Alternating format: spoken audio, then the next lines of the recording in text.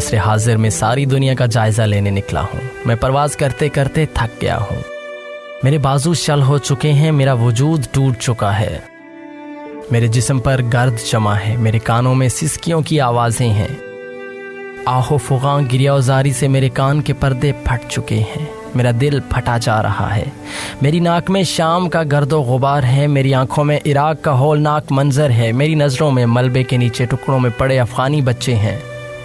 میں نے لیبیا لٹتے دیکھا ہے، میں نے فلسطینی عورتوں کی بے پردہ نعشیں دیکھی ہیں، میں نے روہنگیا بچے سے پوچھا جس کے گلے کو پشت سے کاٹا جا رہا تھا کہ تمہیں کوئی ان ظالموں سے کیوں نہیں بچا رہا؟ بچے نے روتے ہوئے جواب دیا کہ اے ہدہد، اب اسلام امن کا درس دیتا ہے، اب اسلام ہتھیار اٹھانے کا درس نہیں دیتا۔ میں نے ایک اور بچے کے گوشت کے ٹکڑوں سے پوچھا کہ یہ تیری حالت کس نے کی؟ گوشت کے ٹکڑوں میں جنبش ہوئی اور زور سے چیخا کہ میری حالت کا ذمہ دار وہ ہے جو کہہ رہا ہے کہ اسلام مذہبی رواداری کا درس دیتا ہے۔ میں وہاں سے اڑ کر ایک اور بستی میں جا پہنچا جہاں ایک عورت کو درخت سے بے لباس باندھ کر اس کی عصمت دری کی جا رہی تھی۔ میں چلایا اور اس عورت سے گویا ہوا کہ اے مظلوم عورت، تجھے ان درندوں سے بچانے والا کوئی نہیں۔ وہ عورت کہنے لگی نہیں، کوئی نہیں، کیونکہ اب اسلام صرف تبلیغ کا درس دیتا ہے۔ میں شدت غم سے نڈھال ہو گیا اور روتا ہوا وہاں سے نکل گیا۔ راستے میں میری نظر ایک گھر پر پڑی جہاں کچھ لوگ خنجروں تلواروں سے کچھ انسانوں کا کیما بنا رہے تھے۔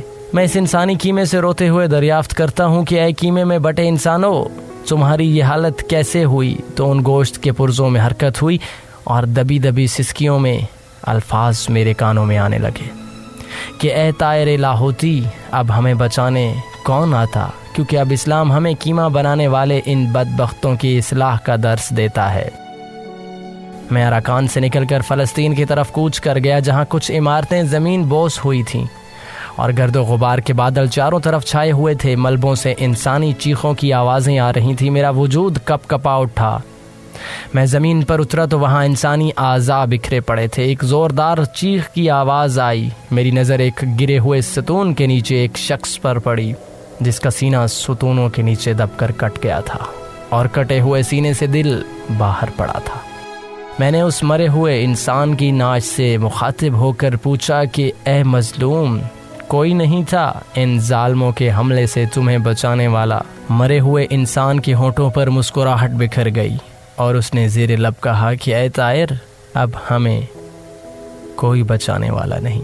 اب اسلام امن کا دین ہے، اب اسلام صرف نماز پڑھنے کا دین ہے، اب اسلام حکومت کا دین نہیں رہا، اب اسلام اصلاح کا دین ہے، اب اسلام صرف روزے رکھنے کا دین ہے، اب اسلام صرف اعتکاف میں بیٹھنے کا دین ہے، اب اسلام صرف میلاد منانے کا دین ہے، اب اسلام اختلاف رائے کو احسن طریقے سے ڈیل کرنے کا دین ہے، اب اسلام صرف بد مذہب کے رد کرنے کا دین ہے، اب اسلام صرف نعتیں پڑھنے کا دین ہے، اب اسلام صرف عرس منانے کا دین ہے، اب اسلام صرف نوافل پڑھنے کا دین ہے، اب اسلام صرف مناظروں کی حد تک محدود ہو کے رہ گیا ہے، اب اسلام صرف مدارس چلانے کا دین ہے، اب اسلام سیاست سے کنارہ کشی اختیار کر چکا ہے۔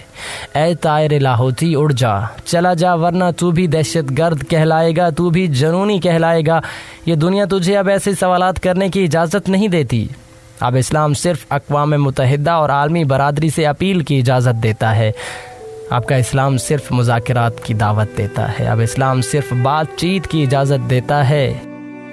جا طائر لاہوتی، جا، تیری پرواز میں ہماری وجہ سے کوتاہی ہو رہی ہے۔